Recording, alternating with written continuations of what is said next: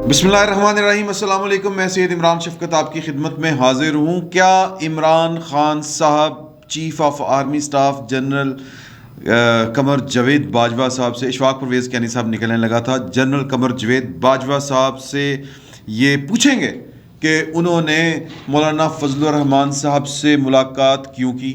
किस हैसियत में की, किस ज़रूरत के तहत की, क्योंकि ये दावा कर रहे हैं मौलाना फजलुर रहमान साहब और एक इंटरव्यू में कि उन्होंने मुलाकात की थी, अपने नज़रियात और अपने ख़यालात शेयर किए थे पाकिस्तान की इकॉनमी के हवाले से, पाकिस्तान की ख़ारजा पॉलिसी के हवाले से और पाकिस्तान के दीगर अमन अमान की जो सूरत है उसके हवाले से। और ज़ाहिर है कि और भी कई चीज़ें डिस्कस हुई होंगी, लेकिन मौलाना फजलुर रहमान साहब की गुफ्तगू से ये बड़ा क्लियर है कि ये मुलाकात मेरी ख्वाहिश के ऊपर नहीं हुई, ये मुलाकात फ़रीक़ सानी की तरफ से यानी कि जनरल कमर जावेद बाजवा साहब की तरफ से की गई। तो क्या इमरान खान साहब जो हैं वो अपने माजी के अक़वाले ज़री के मुताबिक वज़ीर आज़म बनकर पूछेंगे, दिखाएंगे कि आपने मेरे होते हुए एक सियासी शख्सियत के साथ और फिर हुकूमत मुखालिफ शख्सियत, एक हुकूमत मुखालिफ इत्तेहाद के सरबराह से क्यों मुलाकात की। माजी में वो कहा करते थे कि अगर डिसिप्लिन की पासदारी नहीं करेगा चीफ ऑफ आर्मी स्टाफ तो वो उसको फायर कर देंगे, वो क्योंकि वो सुप्रीम कमांडर हैं। माजी के हवाले दिए थे उन्होंने कि मुझसे कोई आके इस्तीफ़ा मांगेगा।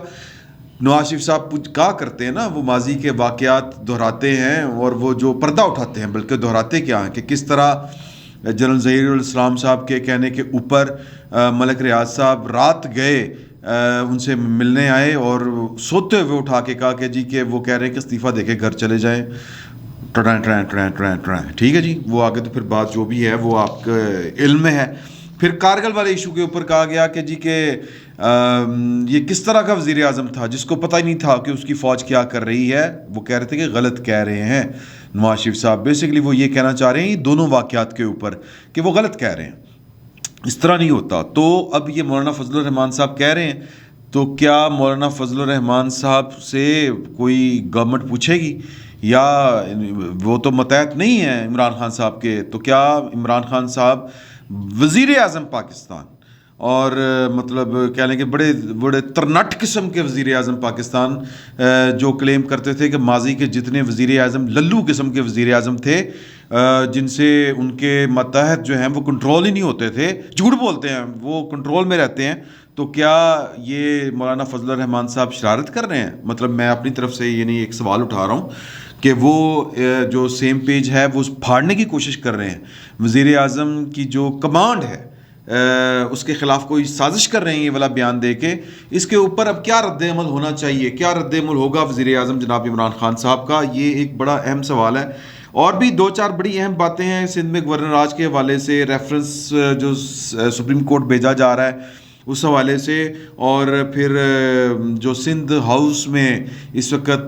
जो भी मामला चल रहे हैं उसके हवाले से, और अपने मुनहरफ अरकान के साथ जो अपने कारकुनों के ज़रिए जो सलूक किया जा रहा है उस हवाले से, और मुनहरफ अरकान के पास और क्या लाएमल हो सकता था जो वो अभी तक अडॉप्ट नहीं किया गया, इसके हवाले से भी बड़ी बातें करने वाली।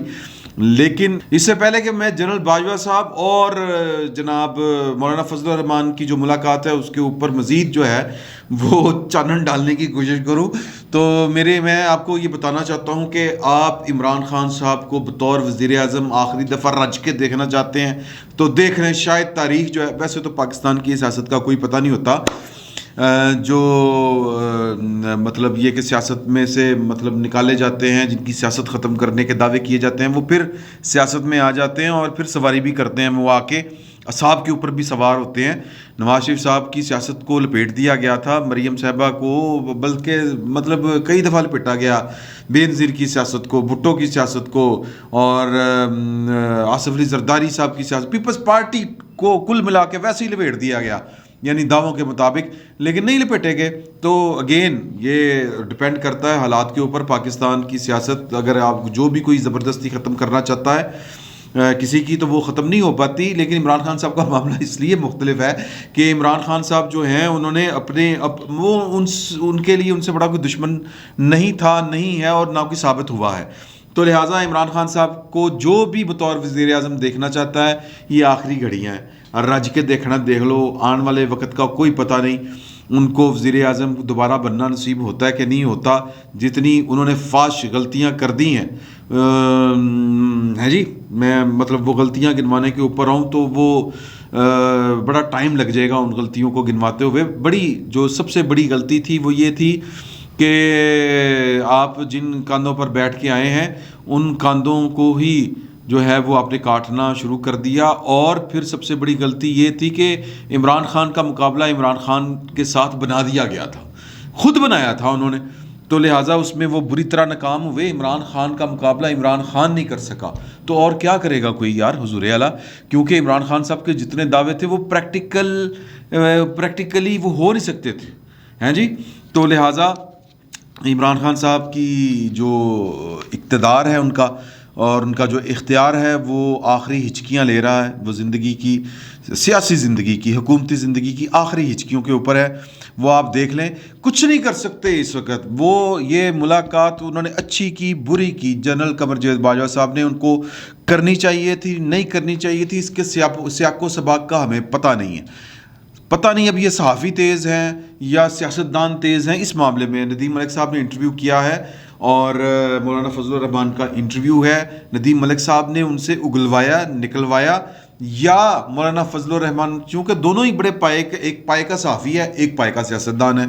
اب کون حاوی رہا یہ میں نہیں فیصلہ کر سکتا، مجھے نہیں سمجھ آ رہی، کیونکہ مولانا فضل الرحمان جس پائے کے سیاستدان ہیں ان کو نہ کوئی ڈاچ کروایا جا سکتا، کوئی صحافی ڈاچ نہیں کرا سکتا ان کو، اور نہ ہی ان کو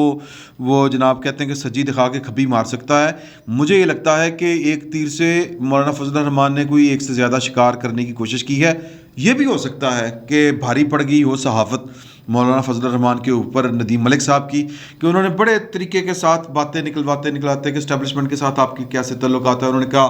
کہ جی کہ میرے جو ذاتی تعلقات نہیں ہوتے، نہ میں نے کبھی جا کے اپنی ذات کی بات کی ہے، نہ کبھی جا کے پارٹی کی بات کی ہے، اور کبھی اس طرح کی کوئی بات بھی نہیں کی جس کا اختیار جو ہے وہ پاکستان کی اسٹیبلشمنٹ اور اس کے کچھ جو نمائندے لوگ ہوتے ہیں ان کے پاس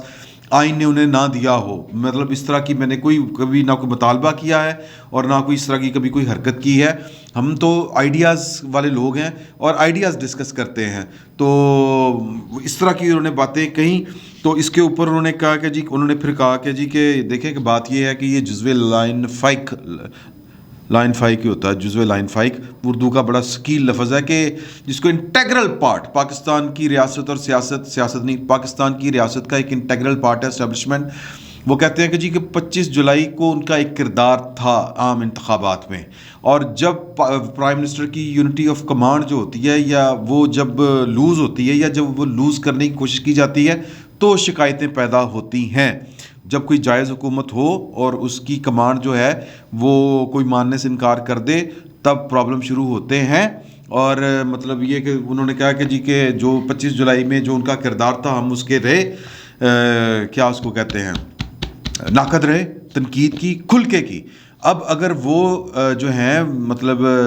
وہ کیا اس کو غیر جانبدار ہو گئے ہیں، تو ہمارا تو مطالبہ یہی تھا، ہم تو ان سے چاہتے یہی تھے کہ آپ ایک سائیڈ پہ ہوں، آپ کا کام نہیں سیاست میں ملوث ہونا، تو ہم تو پھر اپریشیٹ ہی کریں گے نا کہ اگر وہ سیاست میں ملوث نہیں ہو رہے۔ تو وہ کہتے ہیں کہ جی یہ پکی بات ہے، انہوں نے کہا ہاں جی پکی بات ہے، تو کہتے ہیں ہم تو آئیڈیاز دیتے ہیں، اس طرح کی چیزیں دیتے ہیں کہ پالیسی، اقتصادی پالیسی پاکستان کے وسائل کے اندر ہونی چاہیے۔ یہ بڑی لمبی گفتگو ہے، یہ آپ ان کا انٹرویو سن سکتے ہیں۔ بات انہوں نے جب اسٹیبلشمنٹ کی کرتے کرتے انہوں نے کہا کہ جب وہ ہم سے رابطہ کرتے ہیں تو پھر ہم جو سمجھتے ہیں اپنے خیالات وہ ان کو بتا دیتے ہیں۔ اب مسئلہ یہ ہے کہ وہ جو ریاستی ادارے ہیں وہ چاہتے ہیں کہ جو اس طرح کی ڈسکشنز ہوتی ہیں وہ علیحدگی میں ہوں، وہ پردے میں ہوں اور وہ راز رہیں۔ تو اب جب ہم جا کے کسی سے علیحدگی میں ملتے ہیں تو پھر ہم بھی امین ہو جاتے ہیں ان چیزوں کے، وہ چیزیں ہم پبلکلی ڈسکس نہیں کرتے، وہ ایک ذمہ داری بن جاتی ہے۔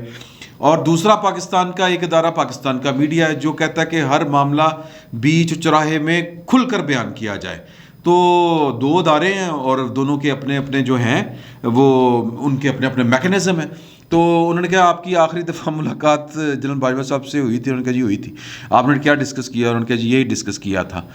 تو اور انہوں نے اتفاق کیا تھا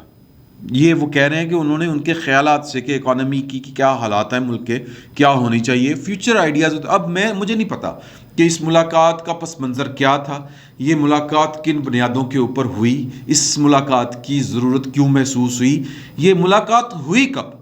یہ بھی نہیں پتا. اور پھر وہ یہ بھی بات ہوئی کہ جی 6 اکتوبر کے بعد حالات خراب ہو گئے، اس طرح کی بھی باتیں ہوئیں. تو پوائنٹ اس میں صرف اتنا ہے کہ ملاقات ہوئی، اس کی غرض و غایت کیا تھی ہمیں نہ بتایا گیا، نہ ہمیں پتہ ہے. ہم تو کہتے ہیں یہ ٹیسٹ کیس ہے عمران خان صاحب کے اوپر آن پڑا ہے کہ وہ پوچھیں، وہ پرائم منسٹر جو وہ تصور کیا کرتے تھے کہ وہ بتایا کرتے تھے کہ وہ اتنے ترنٹ قسم کے پرائم منسٹر ہوں گے، اتنے جری، اتنے سخت، اتنے ڈسپلن کو فالو کرنے والے پرائم منسٹر ہوں گے کہ وہ آرمی چیف نہیں دیکھیں گے کہ آرمی چیف بھی ہے، اگر کوئی غیر قانونی کام کرے گا اڑا کے رکھ دیں گے. تو سر بسم اللہ کریں، بتائیں کہ آپ پرائم منسٹر ہیں. ہمارا تو اور کوئی کسی پر کوئی الزام نہیں، نہ الزام ہے. مطلب 2 واقعات میں نے بتا دیے ہیں کہ ایک بندہ یہ کہہ رہا ہے اور ایک بندہ یہ کہتا تھا. تو پرائم منسٹر صاحب جو ہیں وہ اب اپنے کیے کے اوپر کہے کہ اوپر عمل کر کے دکھائیں. ہو سکتا ہے کہ وہ جب آپ جنرل باجوہ صاحب سے ایکسپلینیشن کال لیں، وضاحت طلب کریں، وہ آپ کو بتائیں کہ جی کہ یہ وجہ تھی، اس لیے ملنا ضروری تھا. انٹریکشن ہوتا ہے اور پولیٹیکل لیڈرشپ کے ساتھ اچھا ہونا چاہیے یا نہیں ہونا چاہیے، یہ تھرو کس کے ہونا چاہیے، کیونکہ عمران خان صاحب خود کہتے تھے اور میں نہیں ملنا انہوں نے. یہ ہو سکتا ہے اسی ضمن میں کوئی بات ہو، یہ بھی ہو سکتا ہے کہ جی کہ وہ آپ کو یاد ہوگا کہ جب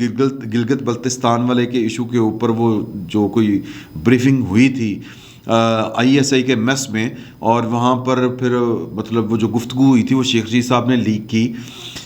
تو وہاں پر عمران خان صاحب جان بوجھ کے نہیں ملے تھے، انہوں نے باجوہ صاحب کو آگے کر دیا تھا. ہو سکتا ہے کہ یہی ہو کہ وزیر اعظم نے خود کہہ دیا ہو کہ آپ مل لیں، لیکن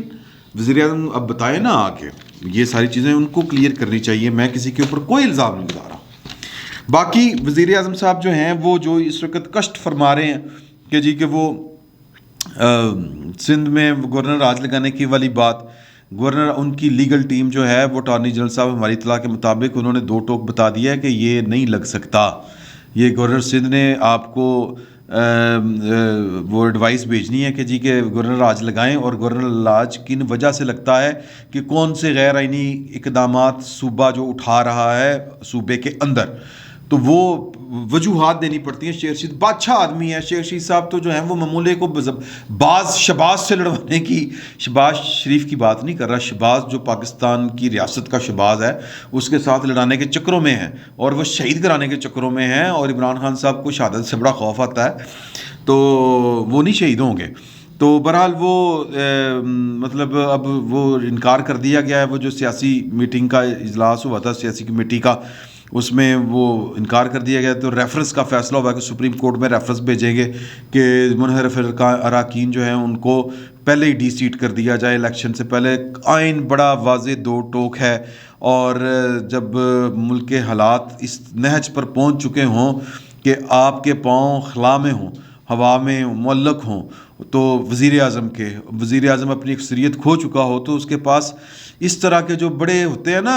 ورسٹ قسم کے فیصلے، سخت فیصلے لینے کی اخلاقی حیثیت ختم ہو جاتی ہے. تو سپریم کورٹ میں وہ ریفرنس بھیج کے دیکھ لیں، ایک اچھا طریقہ ہے. میں سمجھتا ہوں کہ سپریم کورٹ جو ہے وہ ان کو قانونی طور پر ان کی معاونت کر دے گی. ہمیشہ کے لیے یہ فیصلہ ہو جائے گا کہ ان حالات میں جو اسپیکر ہے وہ کیا کر سکتا ہے یا منحرف اراکین کے ساتھ کیا ہوتا ہے. پاکستان کی جو عدالتیں ہیں نا جی حضور اعلیٰ، ان کا بھی اپنا ایک پولیٹیکل جو ہے نا پاسٹ ہے، ماضی ہے ان کا بھی. وہ جب جس طرف زیادہ وزن ہوتا ہے نا اس طرف کا فیصلہ آ جاتا ہوتا ہے. جنرل ضیاء الحق تھے، بھٹو کو پھانسی لگا دی گئی.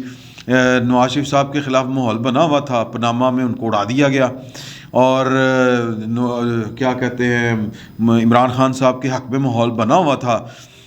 صادق کو امین قرار دے دیا گیا، ان کے گھر کو لیگل قرار دے دیا گیا، ان کو جناب وہ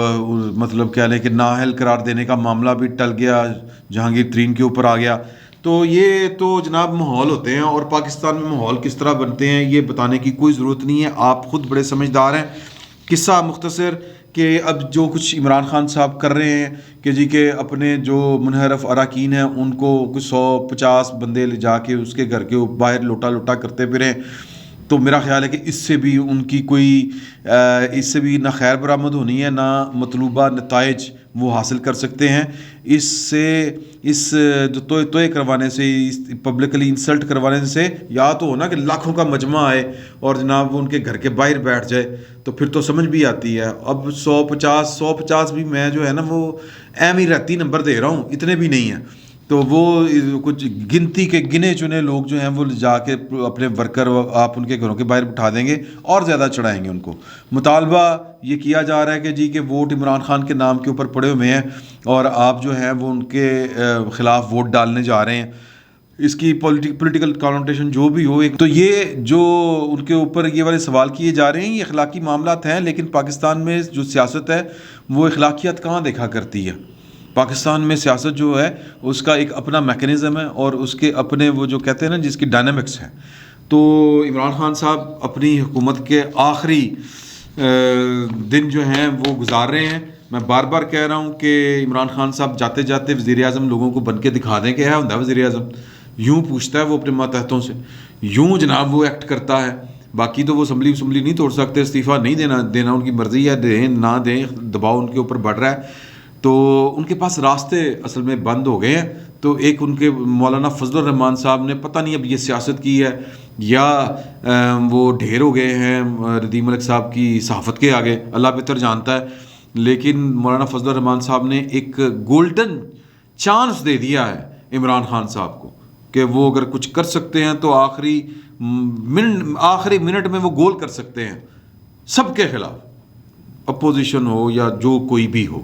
تو بسم اللہ کرے، مت کرے، ذرا جرت کا مظاہرہ کریں۔ فی الوقت اتنا ہی، بہت بہت شکریہ آپ کا۔